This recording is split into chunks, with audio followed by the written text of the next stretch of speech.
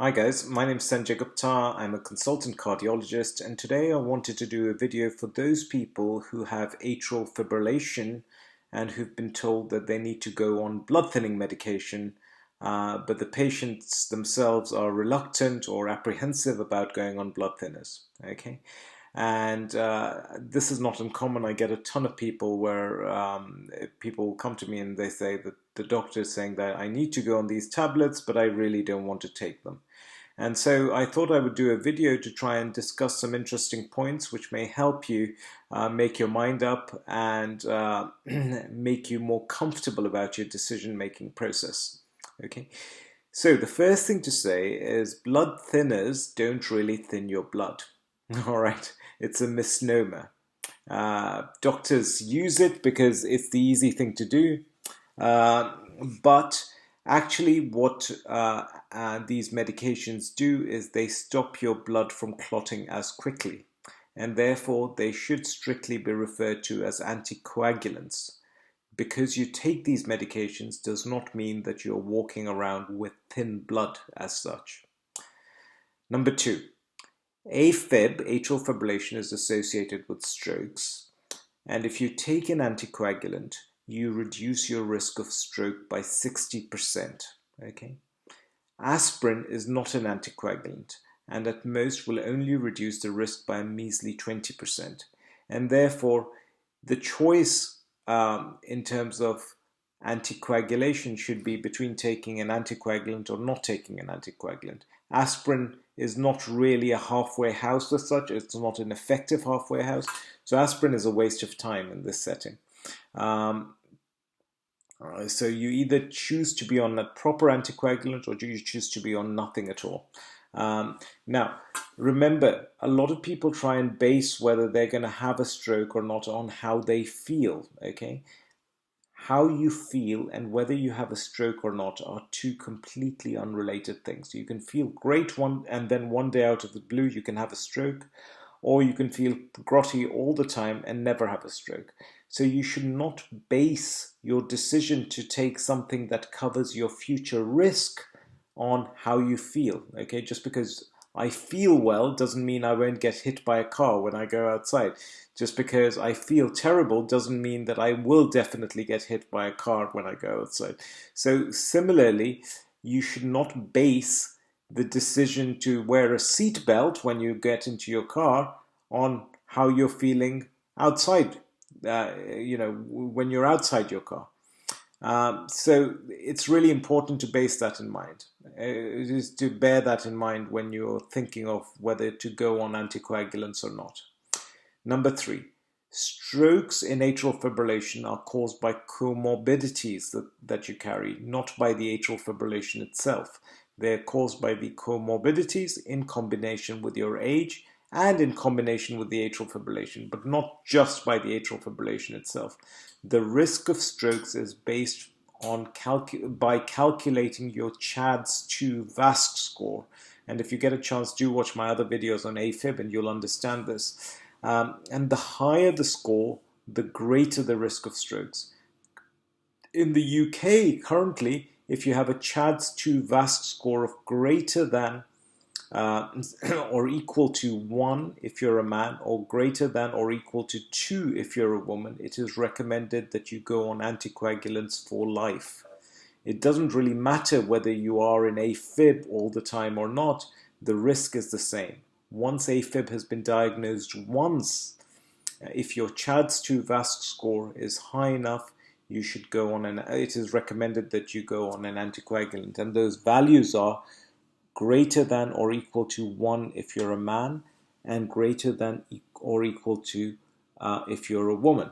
Okay, so the question is, so when I've given you this information, now the thing is, well, okay, you're faced now with this decision as to whether to go on an anticoagulant or not, and there are two major problems that tend to put people off going on anticoagulants. Okay, the first and foremost concern that people have when they're contemplating going on an anticoagulant is the risk of bleeding, because the anticoagulant causes the blood not to clot as quickly.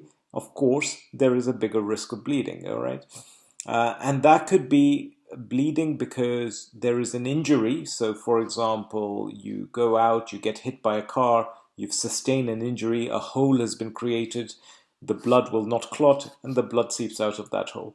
Or the other possibility is a spontaneous bleed, i.e., there is no real insult as such, but just out of the blue, bleeding starts happening within the body.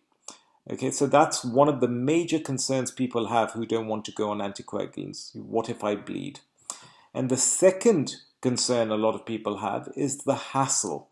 Because if you go on an anticoagulant, it may cause side effects, it may be an inconvenience.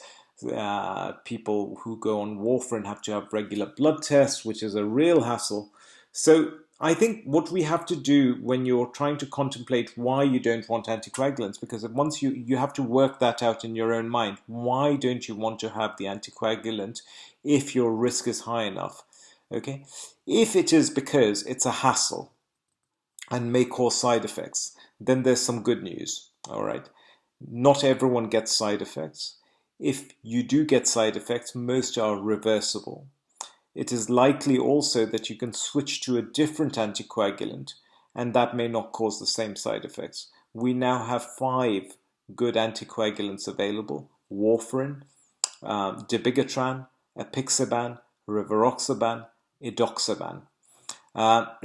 So you have a choice of different anticoagulants, and if you're unfortunate enough to have side effects with one, say hair loss or something like that, you can come off it, and that doesn't mean that the hair loss will continue. The hair loss will stop, and you can go on another anticoagulant, and that may not cause the same side effects. So I wouldn't let the idea that you may get side effects put you off. You should try, and if you do get side effects, then that's another matter. One can reconsider.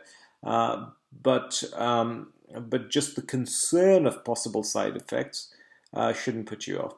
Now, the second thing is the hassle of having regular blood tests. There is undoubtedly a major issue having regular blood tests if you go on warfarin, but the newer agents, the NOACs, the dabigatran, apixaban, edoxaban, rivaroxaban, those agents, you don't need regular blood tests. So you need some blood tests initially, but after that you just take them like any other tablet, 1 tablet or 2 tablets daily, and that's it. So I wouldn't let that put you off as well when you're going. Now, if you're worried about bleeding, then it's important to realize the following things, okay? Number 1, if you take a population of patients with Afib and treated them with warfarin for 18 months, then you will prevent a stroke in 1 in every 25 patients. And yes, 1 in 384 patients will suffer a significant bleed in the brain. But you can see that you do benefit. 1 in 25 patients will benefit, and 1 in 384 patients will come to harm. So clearly, the benefits outweigh the risk. Okay, and although the risk of bleeding is generally low, but does increase with the comorbidities you carry, much like the risk of stroke increasing with the comorbidities you carry. So if you carry more comorbidities, then simply by working on your comorbidities, you can reduce your risk of bleeding on the anticoagulant. So if you drink excessive alcohol, cutting down on alcohol intake. If you have high blood pressure, controlling the blood pressure. If you're taking other tablets which could thin your blood or which could affect your clotting, like aspirin, etc., coming off them will significantly reduce your risk of bleeding. A good lifestyle is one of the best things you can do. So exercise, good sleep, reduce stress, good diet. These will all reduce your risk of complications on the anticoagulant. Number 3, a lot of people seem to think that anticoagulants would cause more bleeding compared to aspirin. This is not true. The risk of bleeding with the newer agents is probably no more than aspirin. In fact, there was a study called the Averroes study where they compared apixaban with aspirin, and they found that there was no significant increase in bleeding with apixaban compared to aspirin. So the idea that in some ways these are more dangerous than aspirin is not true to my mind, and has been proven in one study with apixaban at least. So the risk of bleeding is not really any greater than with aspirin. Most bleeding that tends to occur consists of minor bleeding, which will settle spontaneously. The half-life of these newer medications, the NOACs, the apixaban, rivaroxaban, dabigatran, edoxaban, is short, and therefore just not taking a dose will allow the bleeding to settle down. The new agents have a 50% less likelihood of causing a spontaneous bleed in the brain compared to warfarin. So they're even safer. They're 50% safer than warfarin in terms of causing bleeding in the brain. So that's another thing to put your mind at ease about the risk of bleeding. Some people get put off by the fact that what if I bleed? There's no reversal agent, etc. Well, actually, 2 of these agents have a very effective reversal agent. If you're on warfarin, you can be given vitamin K, and that will reverse the effects of warfarin relatively quickly. If you're on dabigatran, you can take something called idarucizumab, which is a reversal agent which works extremely effectively. Okay, and the other 3 agents, apixaban, rivaroxaban, edoxaban, will have a reversal agent probably towards the end of next year. If, despite all that, you're still worried about taking an anticoagulant, another option that you could consider is something called a left atrial appendage occluder device. It is known that the majority of clots that form within the heart because of as a consequence of atrial fibrillation and its comorbidities occur in an area called the left atrial appendage, which is a beak-shaped structure in the atrium. And that's where the blood accumulates and it doesn't move, and it can cause a clot to form there. So you can have a mechanical procedure done to block this. Okay, this is done through keyhole, and you can actually put a little device that blocks the appendage. And if you block the appendage, then any clot that forms within the appendage won't get dislodged, and this means that the risk of strokes is greatly reduced. So that's also possible. Now, increasingly, this is not being offered on the NHS, but there are some private centers still doing this procedure. It is also worth knowing that currently we are slowly beginning to acknowledge that maybe in those people who score very low in their CHADS-2-VASc score, they score high enough to be considered for anticoagulation, but not really high. So say if you had a CHADS-2-VASc score of 1 as a man, and if you had a CHADS-2-VASc score of 2 as a woman, at this point in time, most people would recommend anticoagulation. But we are now beginning to realize that perhaps we're overestimating the risks of stroke in that group, and the European Society of Cardiology recently produced guidance, and they have now said that anticoagulation should be considered in male patients with a CHADS-2-VASc score of 1, but recommended in male patients with a CHADS-2-VASc score of 2. So they're recommending it in a slightly higher CHADS-2-VASc of 2 rather than 1. But they're still saying consider it, but we definitely recommend it if your CHADS-2-VASc score is 2 if you're a man and 3 if you're a woman. Okay, so they've just moved that threshold up. So if you're on the cusp and you don't fancy taking an anticoagulant, then you can speak to your doctor and say, well, the current European Society guidance say that I'm still just borderline. Do I really need to go on it? The answer is, well, probably not, but as soon as you hit 65 or as soon as you get older, you probably will need to. So it is, if it were my family member, I would try and reassure them that actually, you know, a lot of their concerns about taking an anticoagulant are probably unjustified, and I would try and persuade them to take an anticoagulant. But if they were just on the cusps where they really didn't want to take, and their scores were low, so a man with a CHADS-2-VASc of 1 and a woman with a CHADS-2-VASc of 2, it would not be unreasonable to say, okay, let's just wait a little while, but just bear in mind that as you get older, we probably will have to start it anyway, so why not now? So I hope this was helpful, particularly for those people who are concerned about going on anticoagulation. It's not as terrible as it sounds. I hope this is reassuring for you. Thank you so much for your kindness. Thank you so much for the great words of support.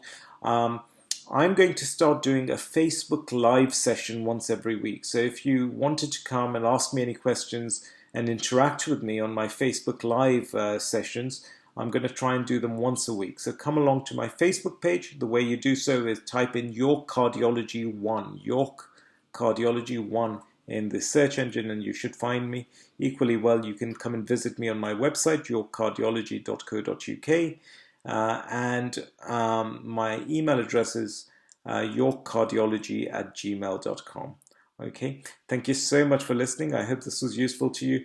Please, please, please consider liking, subscribing, sharing, commenting, and do let me know if you'd like me to do any particular videos in the future.